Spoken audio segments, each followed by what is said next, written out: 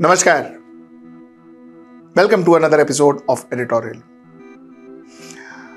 Today, on a book launch event, the Sara Sangachalak of the Rashtra Swayam Sevak Sangh, Dr. Mohan Bhagwat, made a statement. What he said was that, you see, after 75, leaders should retire, Baba. You shouldn't continue to sit in that chair. Give younger people an opportunity. Obviously, the next minute, the media picked it up and they said, listen, you know what? Mohan Bhagwat is asking Modi to retire. And the fact remains that I am sure that is what he hinted to. So I don't have a doubt in my mind about that either. But yeah, he didn't say it in so many words. Now, also the fact that he himself is 75, so also that he may be hinting about his retirement too. So, both of it. Or could that be a quid pro quo? Modi, you retire, I will also retire. Could that be a quid pro quo? So, let's discuss a couple of things today. Number one, let us discuss why exactly does Dr. Mohan Bhagwat, my apologies, Dr. Mohan Bhagwat wants Mr. Narendra Modi to retire. Point one. Point two is, after all this, will Mr. Narendra Modi actually retire? Let's find out. Let's get right into the show. So let's start from the beginning. You see, there used to be a very respected leader, late Shri Moropant Pingale, RSS ideologue. Like I told you, very respected RSS leader.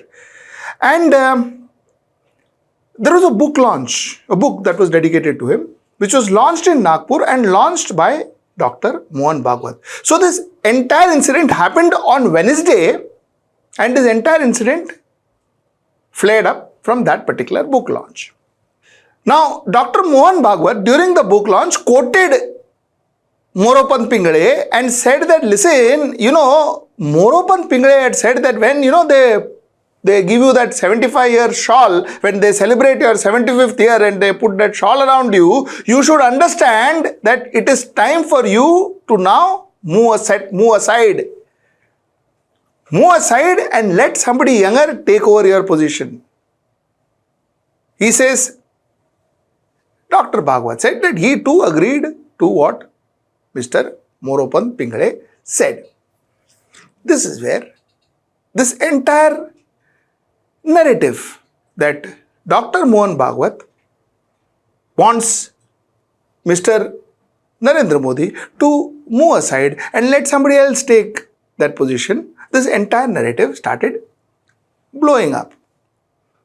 Now, to which Congress said that, Pawan Khera of Congress said that now both of you can pick up your bag and go guide each other.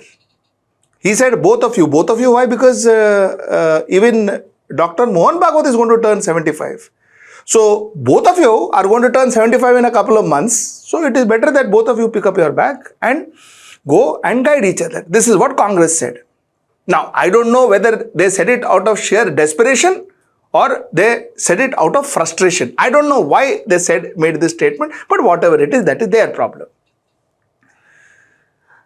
The thing is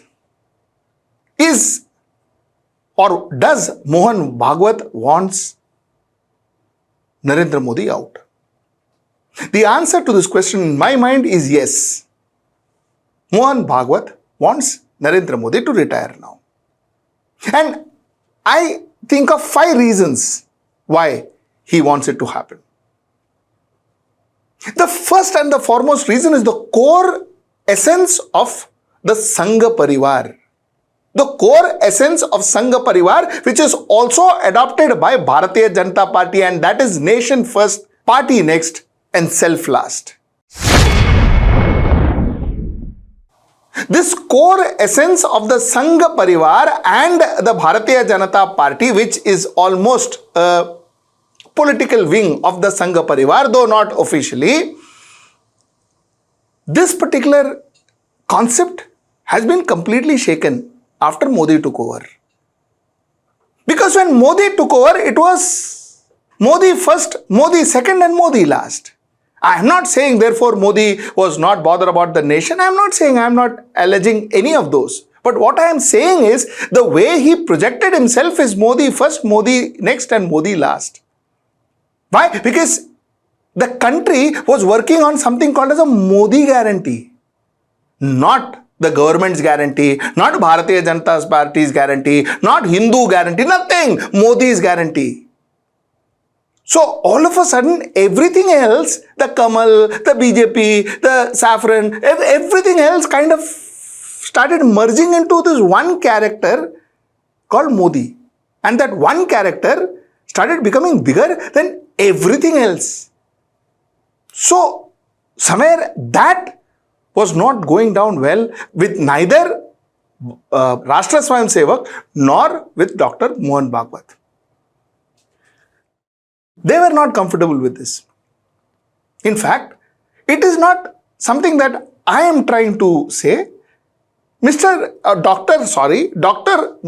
Mohan Bhagwat has said it many a times. He himself has said it many a times that it is not one man that makes things move. It is not one man who build Ram temple. It is not one man who can be calling himself non-biological and all of that. He has said it directly, indirectly many a times. So I am not the one who invented this reason, but this reason is something that has been spoken many a times. So the fact remains that Modi continues, then this concept of Modi first, Modi is next, and Modi last will only increase, isn't it? Will only increase. So this is what Mohan Bhagwat and few people who support him in RSS were worried about, and that possibly is why, the first reason why Mohan Bhagwat wanted Narendra Modi to retire now. Point 2 is, like I told you before, I have done an entire editorial on this, that you see, there was one point where Modi never used to move without RSS. That point is back, by the way. Today again, there is a lot of dependency on RSS by Bharatiya Janata Party after the 2024 elections and what happened in the 2024 elections and then what happened in other states and all of that. So there is a lot of dependence back. There is a lot of reporting to RSS that has come back. But there was a stage between 2018 to 2024 where RSS, where Modi rather, had a second thought on RSS. Where Modi said, listen, we can survive without RSS. In fact, we can survive without RSS. I don't say this. Again, it was Nadda, JP Nadda, the president of Bharatiya Janata Party in 2024 before the Lok Sabha election. He said, when those days, when we used to depend so much on RSS, we were aksham, we were not capable. But today we are saksham, we are fully capable. So we don't need to depend on RSS. I didn't say this, he said it. But finally, who created this? It was Modi who created this confidence in BJP that we don't need RSS. It is Modi who said that, listen, we are not going to run to RSS doors for everything. We are not going to ask RSS permission for everything. And this made RSS insecure. ये तो पूछता ही नहीं है. This insecurity which started somewhere in 2018 and then grew, took its peak after 2019 to 2023-24, this insecurity widened the gap between RSS and Bharatiya Janata Party. And somewhere down the line, after 2024, everything changed and everything went back to the 2014 period. Everything, reporting, everything happened. RSS people were involved. RSS was heard. RSS was consulted. RSS's consent was taken on everything. Everything happened after that. But somewhere down the line, that broken wedge, that wedge remained, that crack remained. And that is possibly one of the reasons why Dr. Mohan Bhagwat wants Modi to retire. Point 3 is Gadkari, hardcore Sangh product, sidelined. Devendra Fadnavis, Maharashtra, had to fight his way up. He had to fight for everything he has today. Nothing was handed over to him like 2014, where the chief ministership was handed over to him, where, what he asked for was handed over to him, where all the powers was handed over to him. All that was given to him 2014. 2024 is a very different Devendra Fadnavis, let me tell you.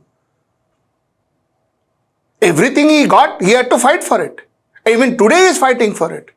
He doesn't very clearly know that who is some senior leaders of BJP promoting him or Eknath Shinde. He still doesn't know. So somewhere down the line, the Sangh products were sidelined. People like Hemanta Biswa Sarma became heroes. People like Ashwini Vaishnav became heroes. Where did these people come from? Sangh started wondering. See, normally when you have senior leaders in Bharatiya Janata Party, they are affiliated to the Sangh. But then here you have outright strangers who were seen in Bharatiya Janata Party, who Bharatiya Janata Party was seen flirting with. So somewhere down the line, another point of insecurity for the Sangh. Is the Sangh being discarded? Are people from the Sangh who have been sent to BJP, are they been given a raw deal?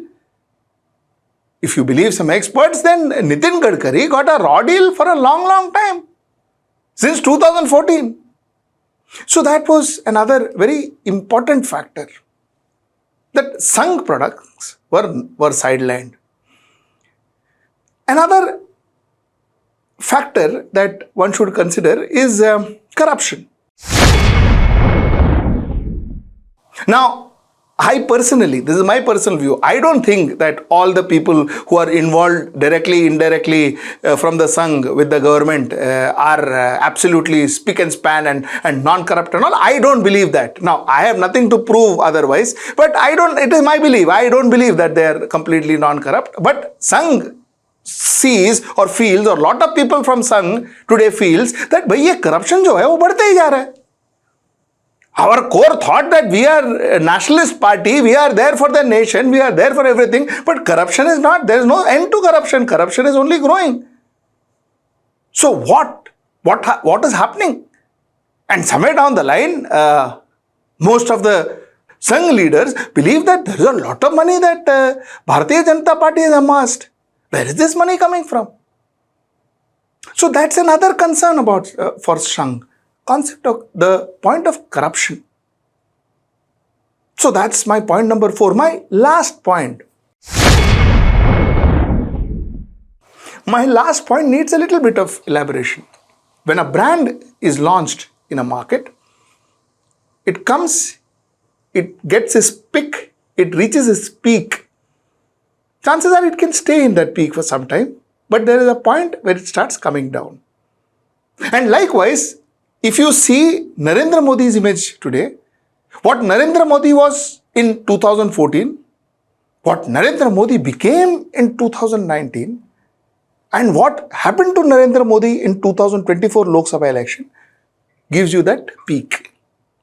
So, from 282 in 2014 to 303 in 2019 to 240 in 2024. It is very clear that Mr. Narendra Modi is not as popular as what he was in 2018, 2017, 2019. That popularity has slided down. The chances are this will come sliding down more. A lot of other world events are predicted to be happening in the next couple of years. Things may not look very good for Mr. Narendra Modi, and a lot of strategic minds in RSS believes that therefore this would be the right time for a change of guard.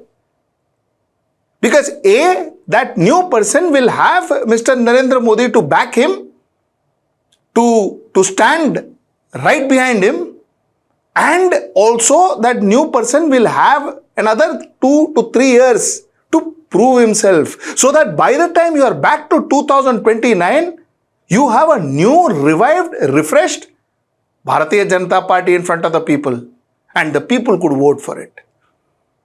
Otherwise, chances are that you are going to have a Bharatiya Janata Party with a lot of anti-incumbency, a lot of baggage, in 2029 with Mr. Narendra Modi.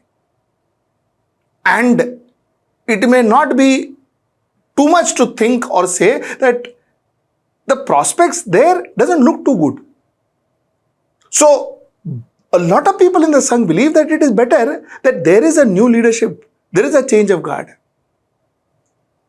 These are the 5 reasons why we believe that that Dr. Mohan Bhagwat wants Modi to retire.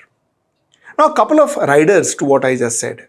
I have constantly used the word Dr. Mohan Bhagwat and not RSS wants Modi to retire. I have never said RSS because I believe that there is a unspoken, unwritten and unofficial split in RSS itself. There is a hardcore Bhagwat establishment supporters, which is Mohan Bhagwat supporters. They consider him Param Pujya and they support every word what he says. And there are a lot of people who believes that no, all this is not the way it should be. They believe in the Narendra Modi politics. They believe in the Narendra Modi way of doing things. So RSS today is not like the RSS of Sudarshan ji's time, where, one RSS and RSS 1 and BJP different and all that. No, not at all. A lot of people say that Dattatreya Hosbale, the General Secretary of RSS, may not be 100% with Dr. Mohan Bhagwat either. Dattatreya Hosbale is supposed to be very close to Mr. Narendra Modi. This is what a lot of people say. So the fact remains that when I am talking, I'm analyzing what is being said, I am analyzing what Dr. Mohan Bhagwat feels rather than what the entire RSS feels. Also, the fact that when Mohan Bhagwat says, a lot of RSS do go by what he says, but a lot of RSS do not either. They beg to differ either. So this is also one rider. I want to place it in front of you. Number 2, I want to say is, you see, Narendra Modi vacating his chair, retiring, is not going to be that easy, nor is it going to be that probable. Narendra Modi will be retiring, if at all he is, by handing over power to somebody he may not trust 100% if he retires now. Had he had somebody so close to him like Amit Shah who could easily be given the power and Modi working behind the curtains or Modi elevating himself to something else and all of that, all of this could happen had the power been easily transferred to Amit Shah, who he trusts the most, especially from a political point of view. But that doesn't seem to be happening because Amit Shah doesn't have that kind of clout. Neither will he get the support of Sangh, nor will he get the support from the party, Bharatiya Janata Party. So Modi handing over his reins to a Gadkari or a Rajnath Singh seems to be very, very unlikely. So as we see it, we don't see this transition happening or Modi handing over powers and all that. We see Modi very much in that chair till such time that he is comfortable, till such time that he is ready to hand over the power to somebody else, or I don't even see a reason why Modi would doubt himself to fight the 2029 elections. Maybe after 2029, one can think about it.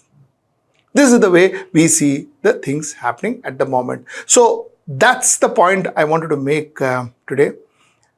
Till I see you next time, tomorrow at 10. Namaskar.